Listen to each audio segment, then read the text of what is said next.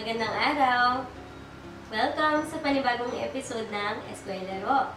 Ako ulit si Teacher Irish ng The Raya School at katuwang namin ang Adarna House para mabigyan kayo ng oras para makapagkumustahan, makapagkantahan at magkaroon ng kwentuhan. Gaya ng dati, kukumustahin ko muna kayo. Kayo ba ay masaya ngayong araw? Kung masaya kayo, sabayan niyo ako. Kung ikaw ay masaya, pumalakpak ka. Kung ikaw ay masaya, pumalakpak ka. Kung ikaw ay masaya, buhay mo ay sisigla. Kung ikaw ay masaya, pumalakpak ka. Kung ikaw ay masaya, pumadya ka. Kung ikaw ay masaya, pumadya ka. Kung ikaw ay masaya, buhay mo ay sisigla. Kung ikaw ay masaya, pumadya ka. Kung ikaw ay masaya, tumawa ka. Kung ikaw ay masaya, tumawa ka. Kung ikaw ay masaya, buhay mo ay sisigla. Kung ikaw ay masaya, tumawa ka. Parang masaya kayo ngayong araw, no? O ngayon naman, tingnan natin kung anong araw na ngayon. Kahapon ay Lunes. Ano kaya kasunod ng Lunes? Linggo? Lunes? Martes? Miyerkules? Huwebes? Biyernes? Sabado? Katapos ng Lunes, ngayon ay Martes. At ang salitang Martes ay nagsisimula sa titi M. Parang manika, Mindanao, o mata. O ngayon naman, gagamitin natin ang ating mga mata dahil oras na para sumilip sa ating mga bintana. At alamin natin kung ngayon ay maaraw, maulan, o maulap.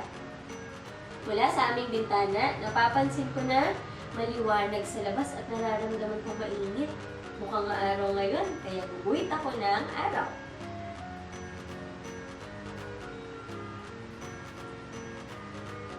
O ngayon, oras na para magbilang. Bibilangin natin ulit kung ilan ang mga tao sa ating mga bahay. 10 bilang para gawin ito. 1, 2, 3, 4, 5, 6, 7, 8, 9,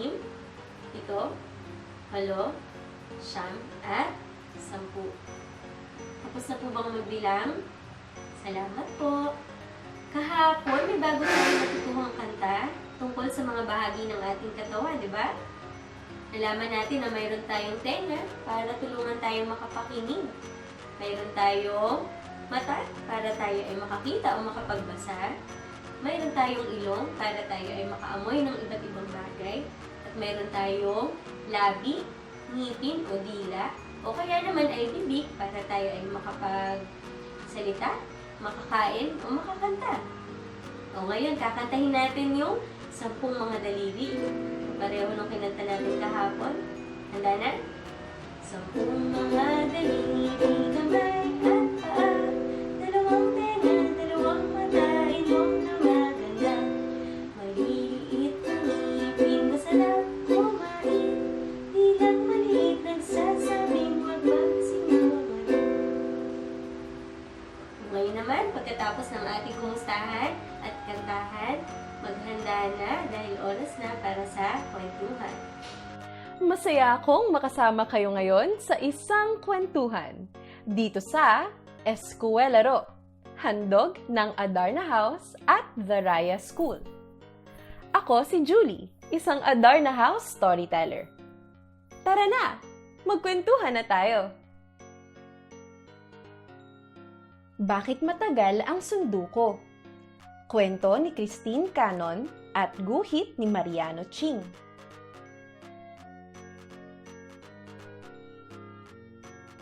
Kring!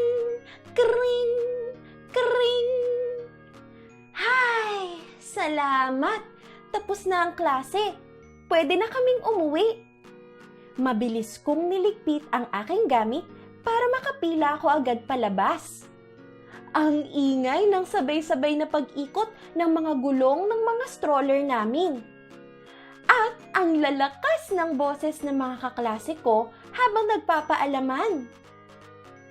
Nagtakbuhan kami para salubungin ang mga nanay at tatay namin sa labasan. Siguradong nandyan na si nanay. Dumiretso ako sa bangko kung saan laging naghihintay si nanay. Laking gulat ko nang makita kong wala pa si nanay sa bangko. Nanlaki ang mga mata ko. Kinabahan ako. Pero bago ako maiyak, sinabi ko sa aking sarili na hindi ako dapat matakot. Sinubukan kong hanapin si nanay sa nagkakandadikit-dikit na muka ng mga magulang sa labasan.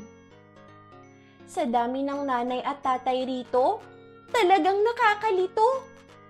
Pinalaki ko ang mga mata ko para hanapin si nanay. Pero di ko siya makita. Wala akong nagawa kundi ang umupo sa bangko, katabi ng aking bag at baunan. Unti-unting nabawasan ng mga batang naghihintay at mga magulang na sumusundo. Ilang kaklase ko na at kanilang mga stroller ang dumaan. Pero wala pa rin si nanay. Lahat ng bata ay nasundo na, maliban sa akin. Oh, maghintay ka lang dito ah. Na-traffic lang siguro ang nanay mo. Ang sabi ng gwardiya sa labasan. Kaya naghintay ako. Halos nagpaikot-ikot na ako sa bangko. Pero wala pa rin si nanay. Ano kaya ang nangyari kay nanay? Baka nasiraan ng sasakyan si nanay. Halos mapatalon ako sa kinauupuan ko nang maalala ko na may sira nga pala ang sasakyan namin. Siguradong naghahanap pa si nanay ng paraan para masundo ako. Siguro, sumakay siya sa isang pagong. Maliit at mabagal ang hakbang nito, kaya ang tagal-tagal bago ko masundo. Pero, alam kong nagmamadali si nanay kasi sabik na rin siyang makapiling ako. Hindi siya aasa sa isang pagong. Siguro, sa isang elepante siya sumakay. Higante ang mga hakbang nito, kaya siguradong mas mabilis niya akong masusundo. Pero, hindi kakasya ang elepante sa daan na may napakaraming sasakyan. Siguro, matagal pa talaga bago ako masundo. Siguro, isang agila ang kinaibigan ni nanay. Mabilis silang makakalipad para masundo ako. Pero, di kaya lalong magtagal si nanay sa paghahanap sa akin? Masyadong mataas ang lipad ng agila. Puro ulap, building at tuktok ng puno lang ang makikita niya. Hindi niya matatanaw ang aking pagkaway. Siguro nakipagsabayan si nanay sa mga unggoy na naglalambitin mula sa isang puno papunta sa isa pa. Ay, sandali lang ay nandito na siya. Pero, oras na sa puno ng saging sila kumapit, hindi na ipagpapatuloy ng mga unggoy ang pagsabit-sabit. Siguradong matatagalan si nanay sa pagdating. Siguro, naisip ni nanay na makiangkas sa likod ng isang balyena. Sisisid sila sa malalim na dagat hanggang ako'y marating. Pero, sa gitna ng karagatan matatagpuan ang balyena. At di nito kayang lumangoy sa mababaw na baybayin.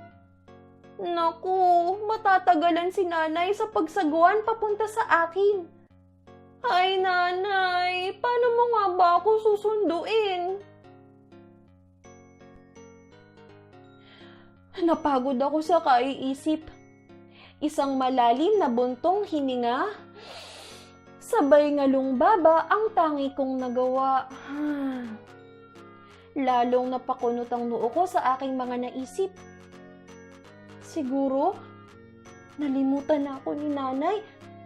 Siguro, hindi na niya ako mahal. Siguro, napagod na siya sa pagsundo sa akin araw-araw. Siguro, hindi ko na napigilan ang pagluha ko. Sumikip ang aking dibdib. Hindi ako makahinga. Itinago ko na lamang ang nalugi kong mukha sa aking mga kamay. Nang biglang, "Nanay! Buti dumating ka! Akala ko nilimot mo na ako." Maaari ba kitang makalimutan? Ikaw ang pinakamahalaga sa akin. Ang amo ni nanay, sabay yakap sa akin. Nasiraan ka ba ng sasakyan, nanay? Hindi. Na-traffic lamang ako sa highway. Napawi ang lungkot at luha ko at napalitan ng ginhawa at tuwa. Tama nga palang gwardya. Na-traffic lang si nanay.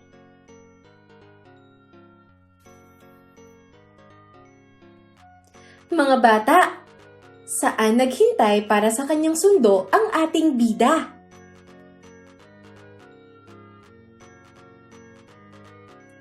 Tama! Sa isang bangko. Alin sa mga hayop na ito ang kinaibigan ni nanay para masundo ang ating bida? Langgam, unggoy, o kuneho?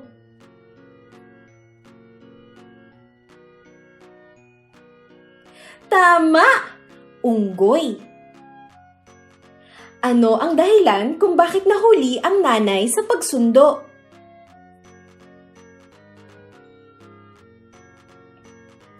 Tama! Na-traffic siya sa highway.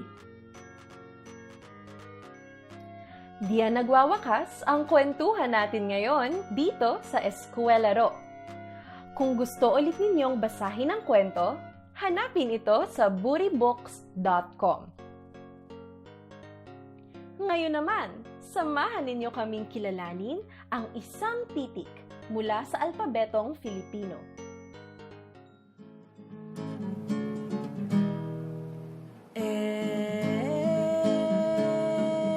Eroplano.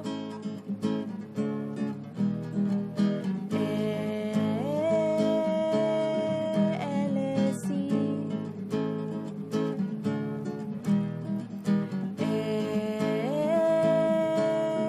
Elepante.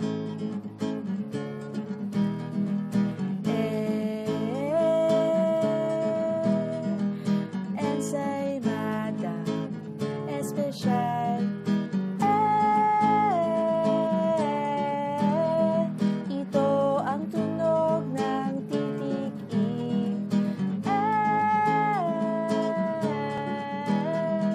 Ito ang tunog ng titik I.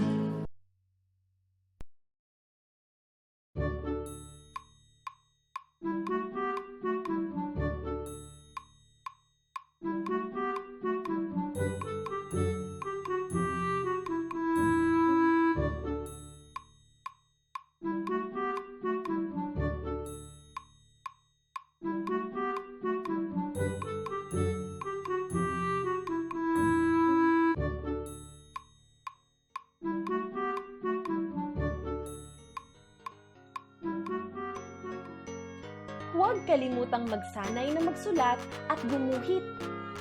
Salamat at hanggang sa susunod na kumustahan, kwentuhan at kantahan dito sa Eskwelaro.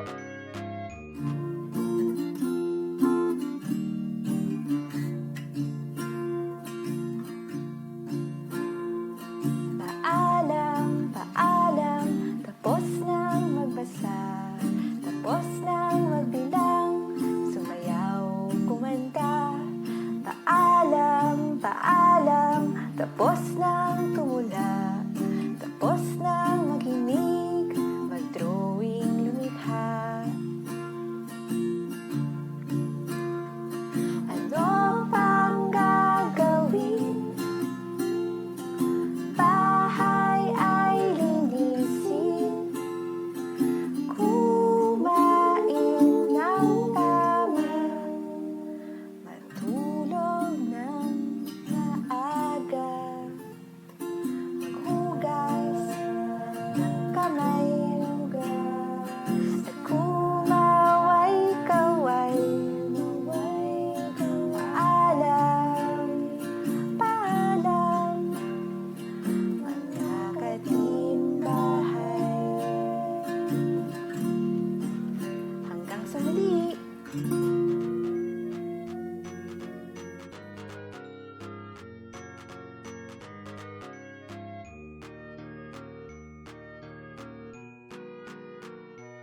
Mag-subscribe sa YouTube channel naming ito para sa iba pang pambatang video.